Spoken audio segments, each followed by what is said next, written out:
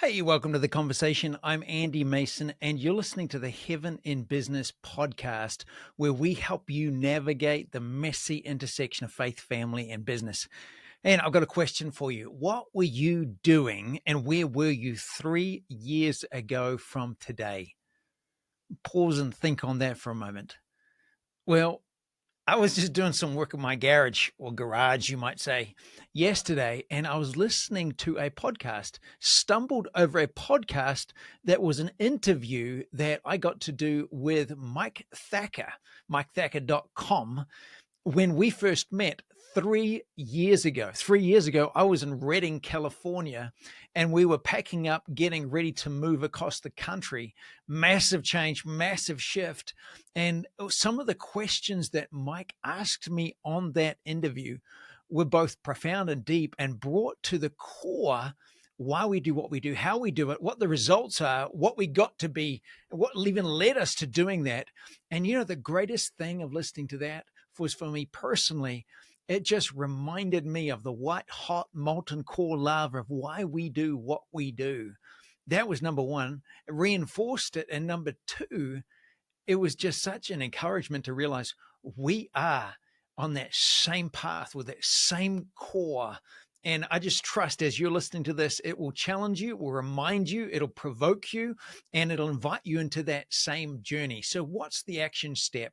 If you wanted to grow in your walk with God, partnering with Him at work, build better business and multiply kingdom impact, simply subscribe, like or follow this, and jump onto the weekly insights email list so that you get a copy of this every single week.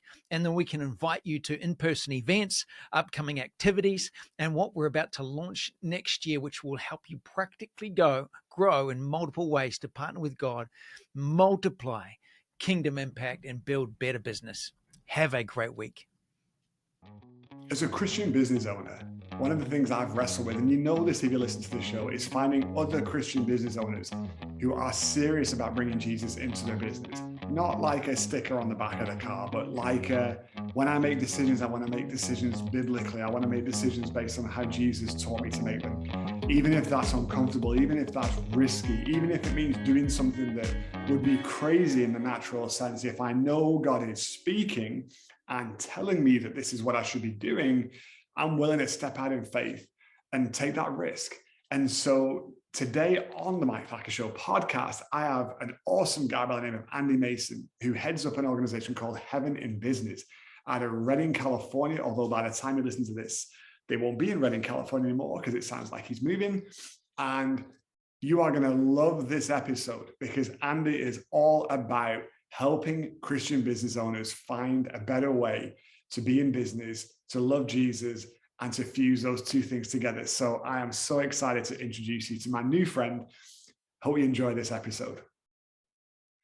And so, it was actually a Chris Lawton thing that I listened to once. And I think it's Chris Lawton, but I've always wondered, was it Chris talking or not? Because now I'm starting to doubt myself. But I think it was Chris. And he was talking about when Bible college students would come to talk to him. And everybody always wants to know, like, how do I know God's will, right? How do I know what God wants me to do? And his advice was always very, very much the same. He said, look, let's just be practical. Look where you have the most favor in your life and just go where the favor is. Like, if you're wrong, God will figure it out. But if you're not, you'll be in good shape. And at the time, we were church planting, and we'd had a couple of things happen. I was in a big car accident. It took a couple of years to get better and that kind of stuff. And we were trying to figure out what to do. And I had a day job. I was chief operating officer for a security company. We did kidnap, ransom, extortion, that kind of stuff. Stuff. But it's very stressful, very time consuming. I'm trying to plant a church. And at this point, I'm doing like physical therapy 3 and 4 times a week. I'm hurting all the time. I'm like in bed for the weekend just to recoup so I can get through the weekend. I'm like, this just isn't going to work. Like, something's got to give. And, we figured that the church was the thing to give. We were seeing more success in business. I'd had some businesses before. And so one day I decided I didn't want to work from the house anymore. And so I went out to try and find an office. And this is back in like 2012, 2013. Co-working wasn't a thing. The only thing I could find was this executive suite. I didn't even know what an executive suite was. Like, I'm not a real estate guy at all. I just know it was awful. Like, it was 4 walls of drywall and a solid wood door. And I'm sitting there thinking, I could be at home on my own. Like, why would I pay $100 a month to come here and do this? So I go home and I say, Linda, I said, this place was full. They had one office and it was as ugly as sin. I couldn't do a worse job than this. I think we should go build a workspace. Like maybe there's some other folks like me. And so, we ended up opening Work Lodge in 2015 in Houston. And obviously I wasn't the only guy who had the idea, co-working is now super popular. So it is what it is. But the idea was, okay, look, we've got this heart for Jesus, but the church thing isn't working for us. So what if we start a business and we start a 501 and we'll just take the profits, we'll just fund a nonprofit. I don't have to ask anybody for anything, and I can just go do what I want. And so that's what we've lived. We're going to be 7 years old this year. And so that's where the book is from, really. It's this experiment of, okay, what does this look like to do business differently? And I'm not saying that I've got it perfect, obviously, because I don't. It's just, this is one iteration of the many ways that you can try and figure this out. Yeah. But, I've had some thoughts along the way, and I've had a lot of conversations along the way. And I find it really hard to find people that are willing to stretch themselves to the level of letting the faith dictate their business. I see a lot of Christian business owners I'm a business owner who happens to be a Christian. I don't see a lot of business owners I'm a Christian business owner running a Christian business that is God's business, and he gives me a paycheck like it's all his, it's not all mine. And I think that there's that shift. In terms of, I love what you said. The thing that is standing out more and more and more and more to me, because sometimes it's like, what's it? Something's, you guys, you're no different to any other business. I could just be following best practice and do what you're doing, which is just because the best practice works. So what's the difference? And I'm learning more and more and more as those that follow the voice of God. Right. So which then makes sense. Now, Deuteronomy 8, God took 40 years to teach the Israelites one thing. You don't live by bread alone, the balance sheet, the strategic plan, best practice, but by my voice. And then the whole way through, Jesus is the voice of God, the word of God. Then it's just like, it's they that are led by the Spirit of God, they're the sons of God. So what's a Christian business? A business person that's continually growing in excellence and follows the voice of God without reserve. Right. And what's the results? Oh my gosh. Could be anything. Could be you die and get crucified, and it could be that you influence your entire sphere. But to say that you're going to have X profit or not X, it's like, nah. But don't call it a business if it's not making a profit. Well, right. That's just. Yeah, I mean, the goal is obviously to make a profit, but I think the heart is, why are you making that profit? And that's what I try and tackle. That book only came out a couple of weeks ago. I put off writing. Congratulations. Congratulations. We'll see. I always say, look, I'll think it's doing okay when someone who's actually finished it says to me, okay, I've read the book and now here's what I think, because everyone's nice at the beginning, but there's a few chapters in there that are a little frisky. So I'm curious to see how people handle it. I just want to make some more cool friends who would try and do the same thing I am, because I figure there's a few of us out there, and if you can get those folks together, we could really make a dent. I'm a big believer that, we've divested our mandate, which is why the church has tried to step up. But the church can never be the vehicle that's going to touch the world, because we touch the world 7 days a week and they don't. Like, we're asking them to be something they're not and to do something they're not. They're our coaches, they're our cheerleaders, they're there to help us. But it's marketplace first. And Paul lived that out. So I don't know how you argue that, Yep. Love it. I'm with you. Preach it. Right. But so tell me a little bit about Heaven in Business then. Obviously, it sounds like you got a lot going on. So you started out in Bethel, and I guess it started out as a ministry from Bethel for local business owners, or what was the heart behind it? No. So go back. Background, New Zealand, sheep, beef, deer, agriculture, shepherding, horse, dogs. So my background is farming, or you'd say ranching. Okay. Worked then as a business consultant in that space for about 5 years, and then switched to a relationship manager in New Zealand's largest agricultural bank.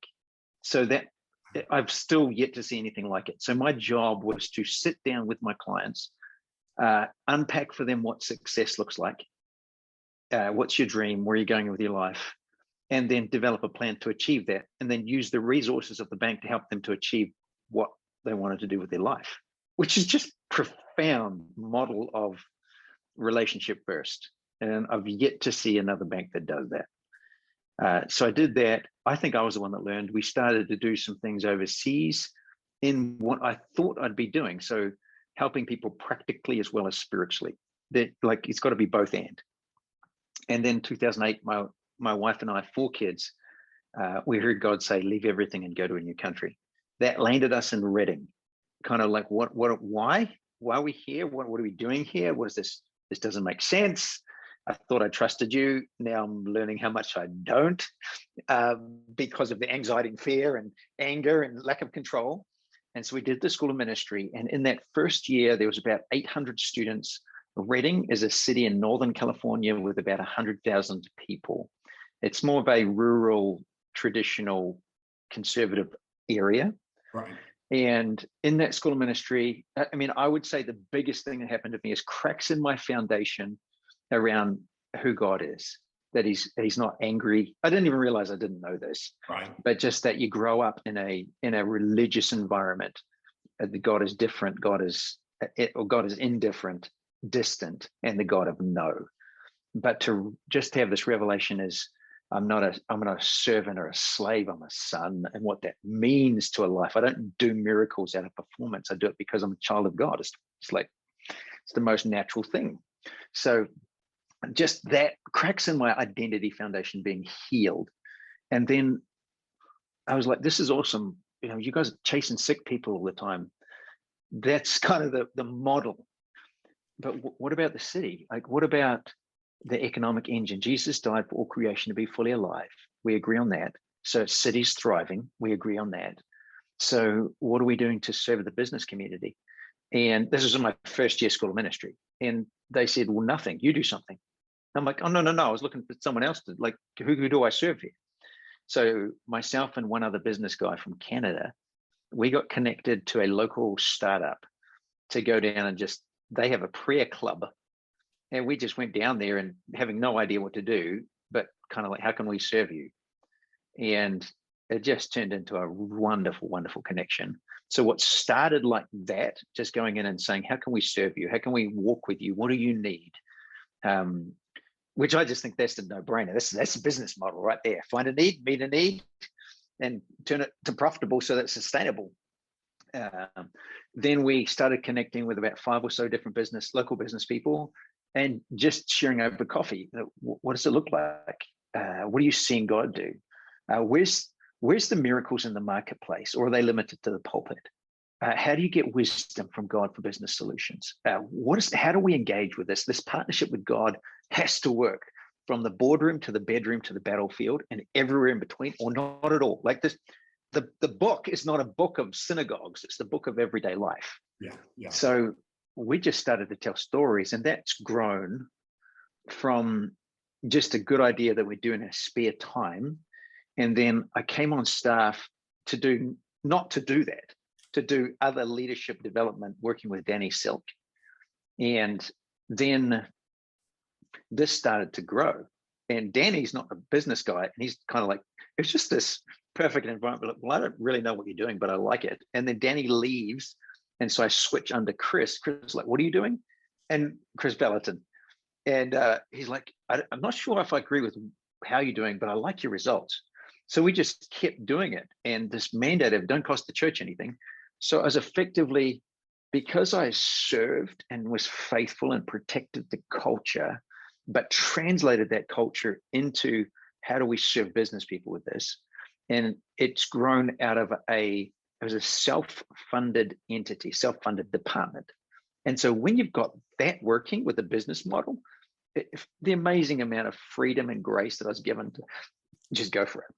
Right. So it grew, and we did lots of things that don't work. Like we started connecting people with the presence and power of God. Like how do you access and listen to the Holy Spirit in your work? And then we found that business people would do that, but then it just became about them, about me and my business and me making profit. It's like, whoa, something missing here. So it's like, oh, it has to have an overflow. The Great Commission is like, what's this doing to benefit the well-being of your city, to disciple cities and nations?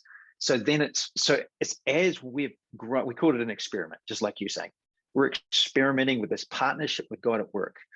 And now we would say we connect, train, activate people to partner with God at work and engage in the well-being of the city they serve.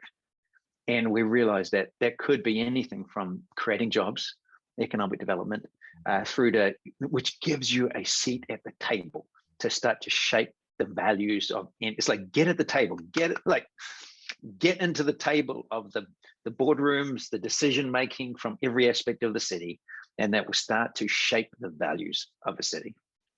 And, or through to giving money, through to starting more companies, through to discipling people. There's so many different ways that you can seek the well-being of a city.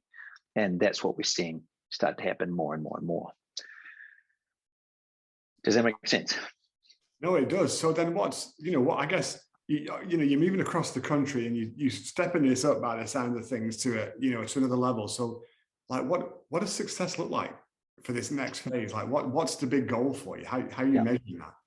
Yeah, really good. So we say our crazy, big, hairy, audacious goal is 1 million business people that demonstrate they live a partnership with God at work and engage in the well-being of the city they serve. How do you measure that? Well, that's testimonies.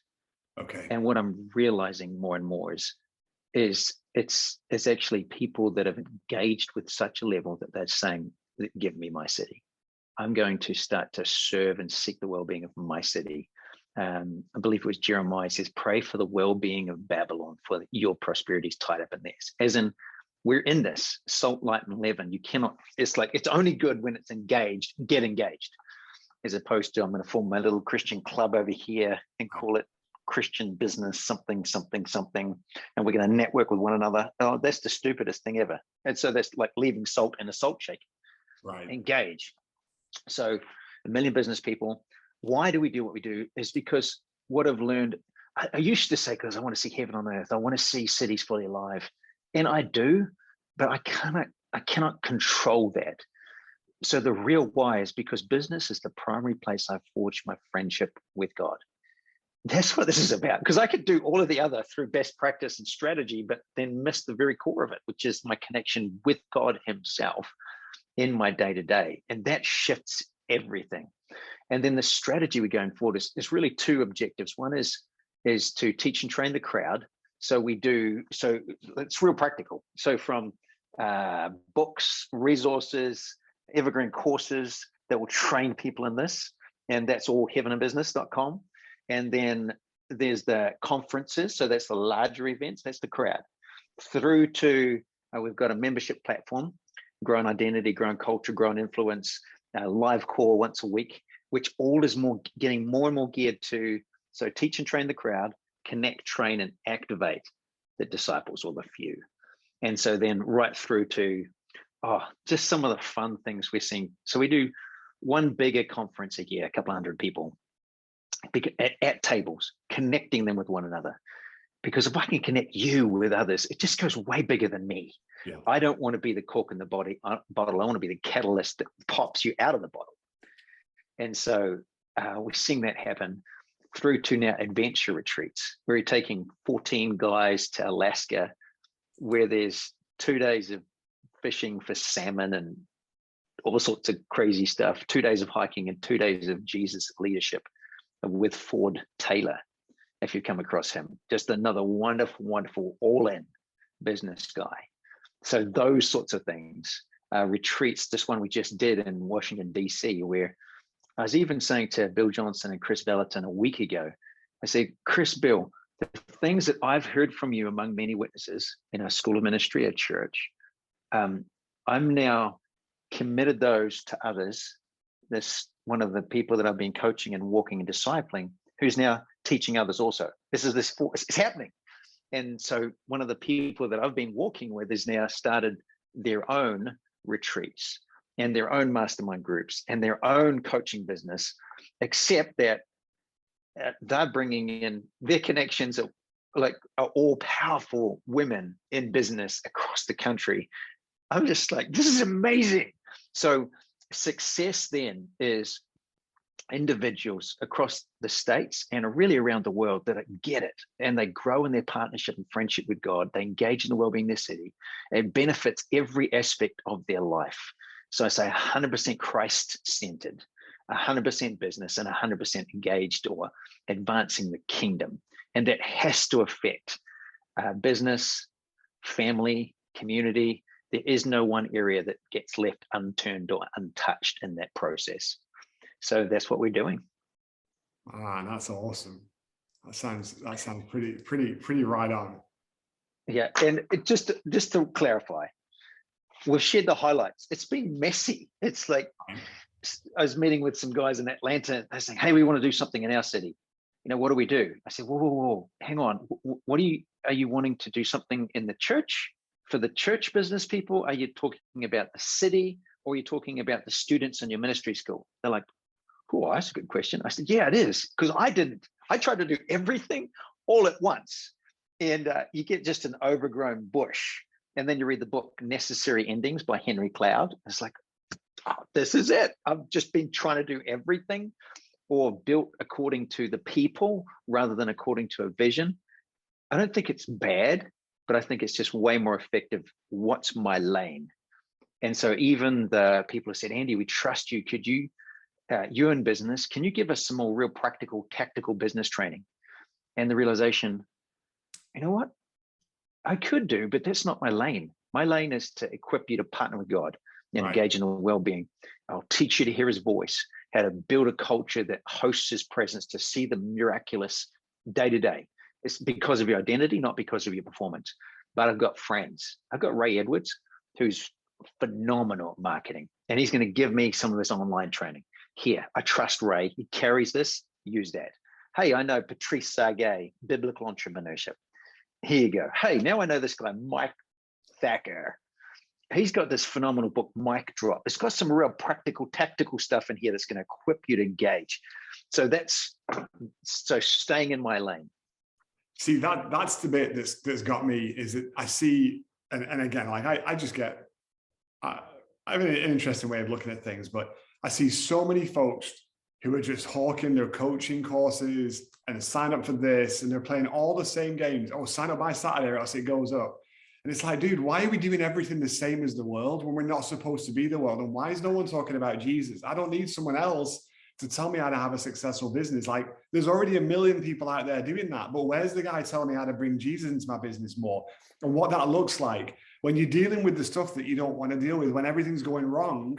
Or I've got a couple of chapters in there. It was really one chapter. I had to split it because it was so big, but talking about spiritual warfare, which is something I've never heard anybody talk about from a business perspective, the oppression and the things that happen. But I got some stories in there that, like, whether you believe in God or not, like, it's too out there to just be a coincidence. Like, there's something else going on.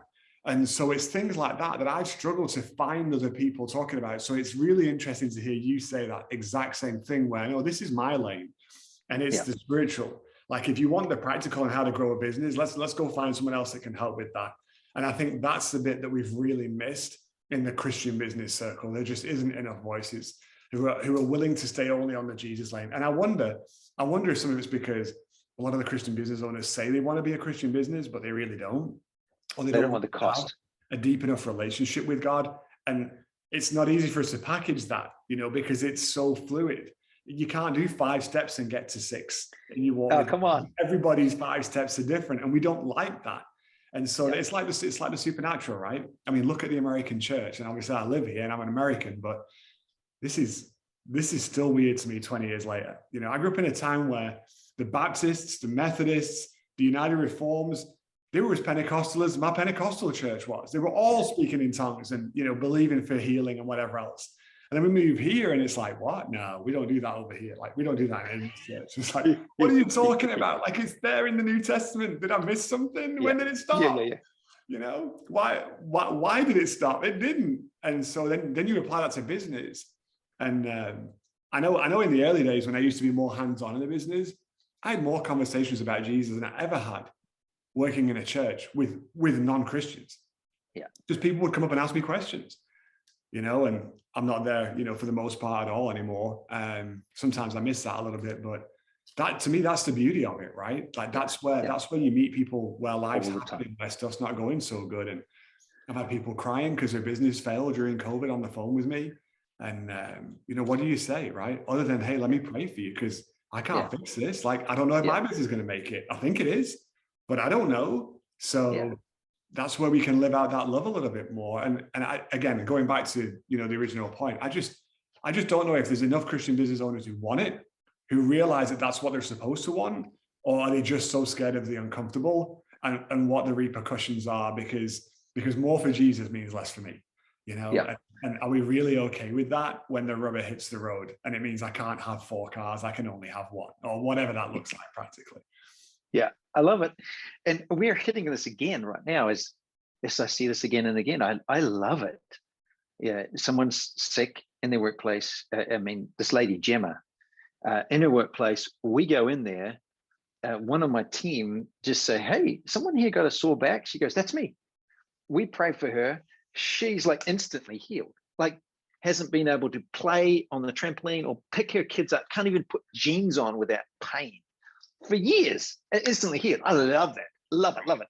Love it when you go in, there's a lawsuit, you pray, they have a thought, oh, I should forgive the lawyer and the people that are suing me. They do that. They get a phone call saying, hey, that lawyer's just dropped the suit. I don't know what's going on, but I love it. Love the instant stuff. But I just have been around too long to know that that's not a measure of success. That is wonderful. And I expect it, believe it. Jesus walked it. And then people grow. There's this process that we grow through. And I'm learning that the process is so much more beautiful for people to grow in character and intimacy and the knowledge of God. And these things like patience and perseverance, which are also a spiritual fruit that I just don't like. And then the latest one is, so we heard God say so clearly, I want you to expand to the East Coast. But we're in Reading. We've been in Reading for over a decade. I've got friends here. I've got guys that I meet with every 2 days, every week. Sorry, every 2 weeks. Our house backs onto a recreation area. It's a beautiful home. I'm working from, it's like stable, secure. I'm part of a wonderful church. I can pick up the phone and say, hey, could you pray for me? I need a miracle, or I want to hear from God. It's unbelievable. And God says, I want you to go to Pennsylvania. And I met with a friend and he's like, Andy, I get that, but I think the best strategy to leverage the platform that you've got, like the best business strategy would be to leverage this Bethel platform. Like this reaches, look what's going on. Look what you got. They got this. He goes, you have no idea whether this is going to work. You don't even have a house over there. You don't know if your house is going to sell. There's all of this unknown. And I came home and it's like, actually, he's right. The best strategy would be to stay here and leverage the platform, the momentum that we got. And I woke up in the middle of the night, suddenly reminded of the story of Jesus. Jesus is the best business product ever. Like right. it never fails, always achieves it on time. Not only that, but changes culture, can do anything is possible. Can you imagine having Jesus as a business product that you're going to sell? And then Jesus proves it, 3 years, comes around, then he says, Mike, Andy, Peter, James, John, come in, boys. We're going all in. We're going to change the world. And Mike and Andy are like, I was born for, let's go. Like we're founding members of this, I don't know, this organization that's going to turn the world upside down. And we're like, we're all in. He goes, okay, let's have a blood covenant. It's called communion. It's a new covenant. We're setting the standard from here. It's on his life, Jesus, Son of God. Boom. We're going to start. And we're like, yeah. And then he goes, okay, now here's strategy number 1. Step number 1, I'm going to pick a fight with the religious leaders. They're going to turn me over to the Romans. The Romans are going to spread my blood from here up to that hill. And then I'm going to get tortured to death the most painful way known to humanity. And I don't know about you, Mike, but I'd be, hang on a moment. I've read John Maxwell, Built to Last, Good to Great. I've got, 4 disciplines of execution, necessary endings. I've been a part of 100X. I've got all these things. I got to, hang on, Jesus, come over here. I think we can actually do this without that. I got a better strategy. And Jesus just looks straight at me and says, Andy, you're clueless. You're only mindful of the things of man. Right. And that's like, right, that's right. That might be the best strategy. But I would rather be obedient and follow his voice than achieve success and stand before him. And he said, Andy, what'd you do with what I gave you? Well, I followed the strategy. That was the best strategy. Yeah, it's Daniel, Shadrach, Meshach, and Abednego. Yep. I'm not bound down to any best strategy, doesn't matter what you coat it with. I will follow the voice of God, because that's what this is about. No, and that's so powerful, but it's so true. I think we still think we can do it all, and to some extent, we can do some of it, but I think we miss out. Like we miss out on God's best if we never figure out how to do some crazy stuff that's outside the mold, how to, I don't know, turn off the Google ads and see whether God can bring customers in, or whatever that step looks like for an individual. I'm not saying somebody should do that. I'm not saying they shouldn't, but that's the crazy. Listen to his voice. Listen to it, and so then, my sheep know my voice. My sheep hear my voice. So did you ask Jesus about it? Well, no. Oh, that's why the Israelites screwed up, because they didn't seek the counsel of the Lord. They went to everything else. It's really that simple. We'll follow it, listen to his voice, follow his voice, listen to his voice. Oh, by the way, grow in best practice, grow in understanding. Yeah. But first, seek the counsel of the Lord. And it's this, I don't know about you, but I think it's my need for control. And we're doing it again. We're leaving safety, security, comfort, wonderful, not bad, but the Lord's leading us. So now I'm exposed again to uncertainty and the unknown, and it's bringing up. I get irritable. I get, with my wife, I get uncomfortable. I'm scared. Like, is our house going to sell? Right. In the middle of all of this, it's like we can't even find a house to buy. How are we going to pay? It's crazy expensive. Yeah. Selling a house and buying a house, the fees that go into this, driving across the country. It's like, God, is this stupid? Am I stupid? I keep coming back to, like this morning, what am I just stuck in? Psalm 18. He makes my way perfect. Oh, I got to trust. It's this trust thing. It's like, am I going to trust God? Or am I going to trust myself? That's it. Right. Yeah. So then let me ask you a question. If you're talking to a Christian business owner, what have you found as the biggest mistake that Christian business owners make when it comes to bringing Jesus into their business? Like, what have you seen just from your experience? First one I'd say is it's their lips and not their actions. So we'll run around and say, I'm a Christian business person, or we'll have the values of the statement, but actually people don't care what you say. They want it. They'll copy what you do. Right. So it's cultural Christianity in America. Right. Is like, that's just terrible. So that would be one mistake. Don't run around and say anything. Actually, just live it and demonstrate it. Let's walk this out. That'd be number one. Number two would be trying to do it alone. I do it. Yeah, that's how we got into this mess, is you do it. Don't do it alone. You're not alone. Find someone else. Partner up with some other local business person that's going after the same thing where you are. So someone that can look you in the eyes and just say, hey, Mike, how you really doing? What's really going on? Can we pray together?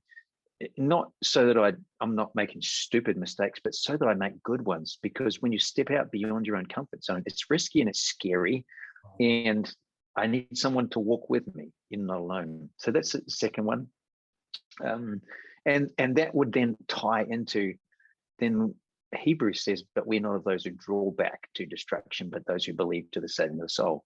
You will never do that if it's you yourself. I've got to do that with people. Third one would be wise counselors. Probably ties into that second. So don't do it alone, do it with somebody. So have some peers, some people around you that you can do this with, but then get wise counsel. So Romans 16:19 says, be excellent at what is good, innocent of evil, and the God of peace will crush Satan under your feet. That's who I'm looking for in my wise counselors. They're already excellent at something. I'm not asking the 18-year-old for marriage advice, or the person that's never run a business for business advice. Right. I'm not asking my pastor on what I should do with my taxes. It's kind of pretty straightforward. Yeah. Find somebody that's actually good in the area that you need to grow in. They're already proven, excellent what is good, innocent of evil, godly character proven over time. Not what they say, but where's the evidence that, so Mike, you've left the country, you're in a country, you've taken a risk, you put your money where your mouth is. And I'd say, I look for, have they got body scars Right. from walking this out? And the knife is not still stuck in the body scar, as in it's not weeping pus and Right. septic offenses and unforgiveness. But I want to see the body scar. And so, excellent what is good, innocent of evil. And then they've got current stories of the God of peace crushing Satan under their feet. What's God speaking to you about right now? Right. How are you speaking? How's he speaking? What risk are you taking?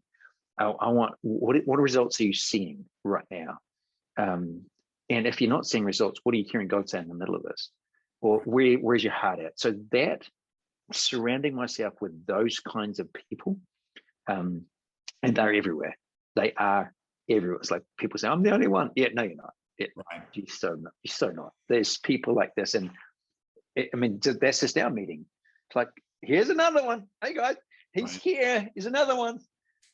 This is everywhere, and I'm starting to see them connect, and that is priceless and beautiful. So those would be some of the main things I'd say.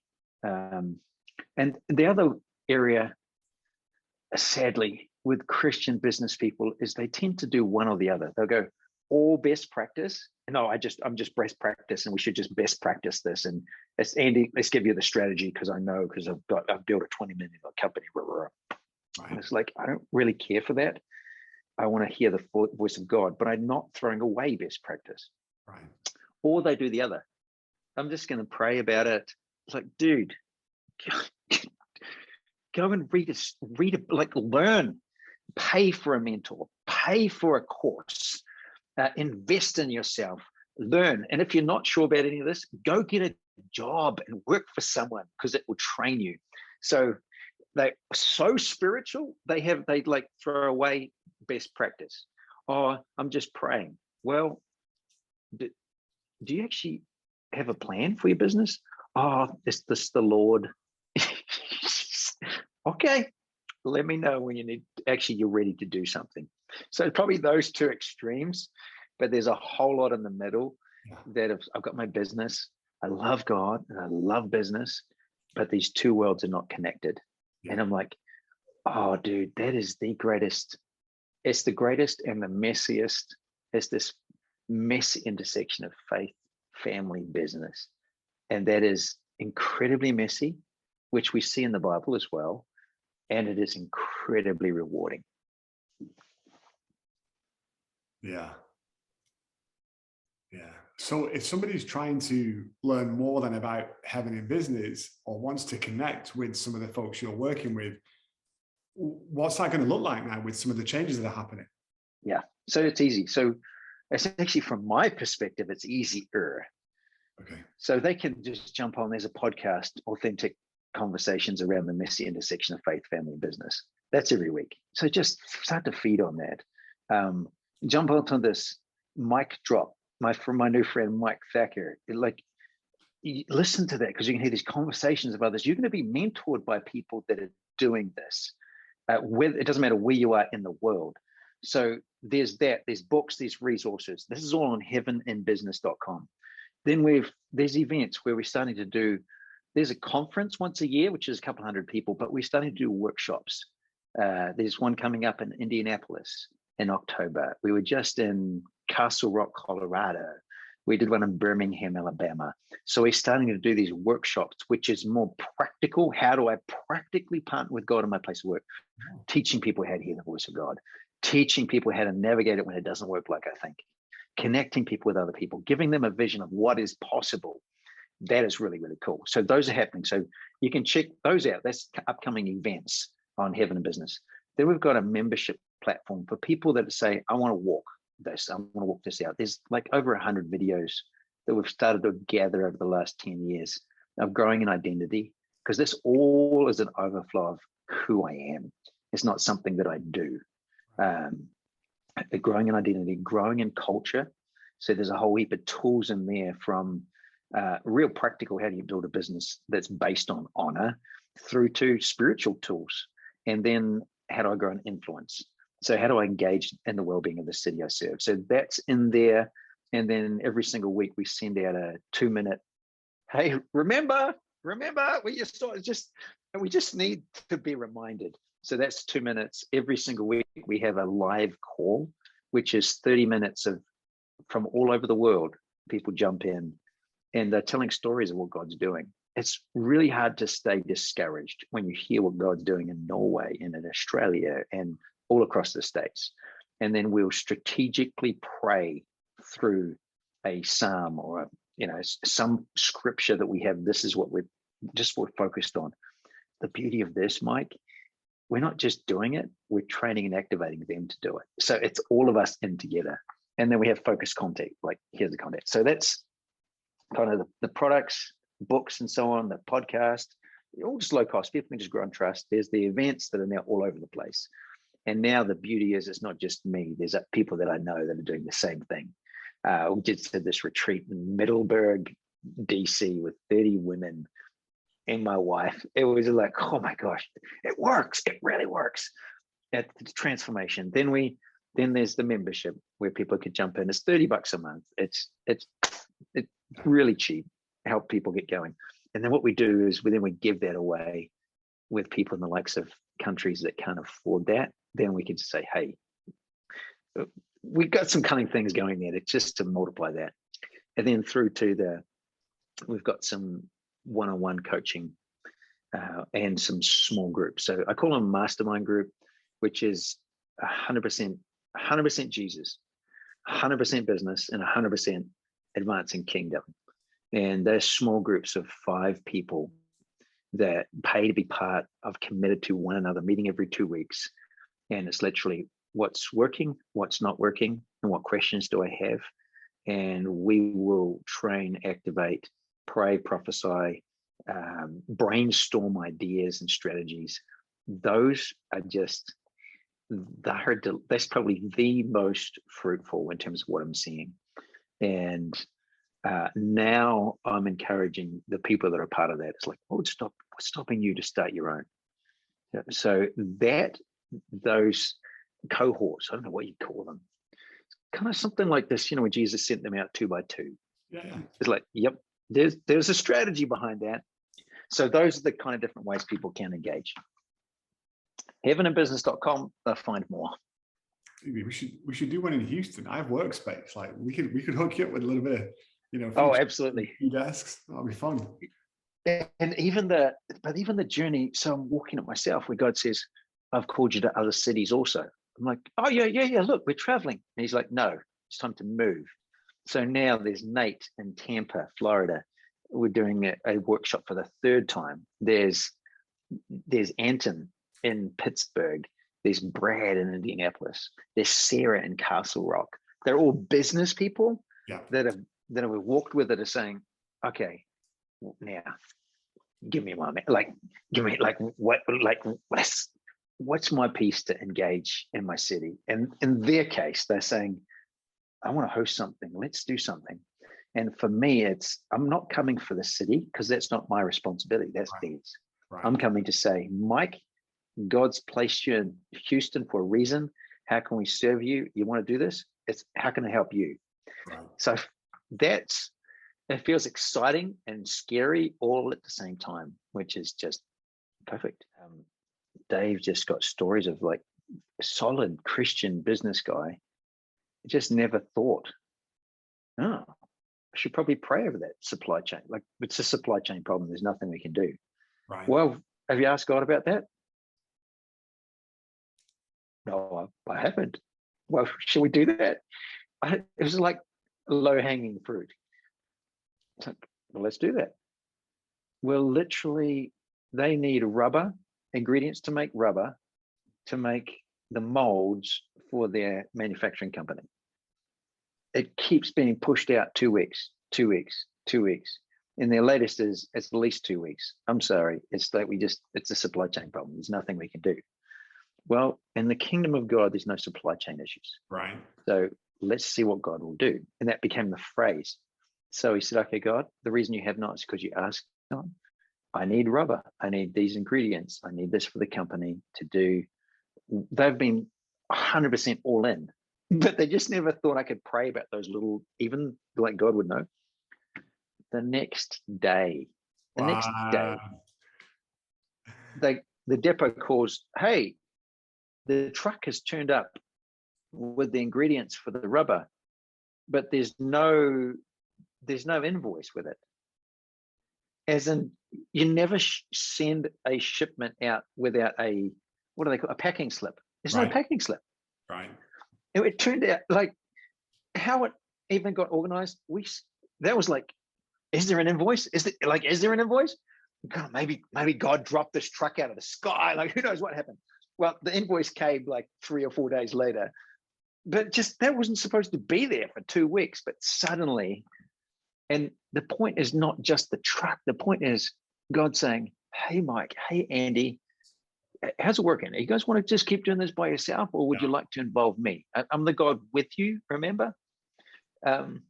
It's like me walking my dog this morning, and the dog is so excited about getting somewhere, straining Italy. It makes it so difficult. If you just walk alongside me, we're still going to get there, and actually it'll be way more pleasant.